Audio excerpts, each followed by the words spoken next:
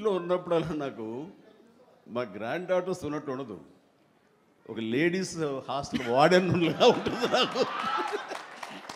Ladies hostel warden లాగా చుట్టూ ఆడపిల్లలే, ఒక్క మగ డైరెక్ట్ చరణ్ ఈసారికి సరే ఇంకొక అబ్బాయిని కనరా, మన లెగసీ కంటిన్యూ అవ్వాలరా అని కోరిక. తనకి అసలు ఈ ముద్దు ఈ అమ్మాయి అంటేనే మళ్ళీ ఇంకో అమ్మాయిని కంటాడేమో నా భయం. Lovely kids. చిరంజీవి పలికిన మాటలు నేను తీవ్రంగా ఖండిస్తున్నాను.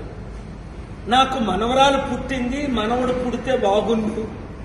అరే 75 కోట్ల మంది మహిళలు ఈ దేశంలో ఉంటుండగా తల్లులు, చెల్లెలు, అక్కలు ఎంతో గౌరవించిన మన సమాజంలో ఒక పద్మభూషణం పొందిన చిరంజీవి అమ్మాయిల్ని మహిళల్ని కినపరిచినట్టు మాట్లాడడం కాదా?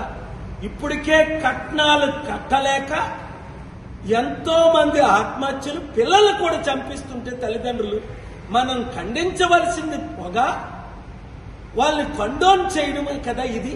వెంటనే చిరంజీవి క్షమాపణ చెప్పాలి. మహిళా కుటుంబాలందరికీ తల్లి లేనిదే పిల్ల లేదురా బాబు, తెలుసుకోరా చిరంజీవి ఏం మాట్లాడుతున్నా.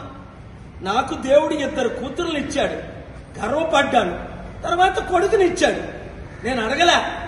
దేవుడు ఇచ్చిందే మనం తీసుకోవాలి, అదే ప్రసాదం, అదే భాగ్యం. Please subscribe .news.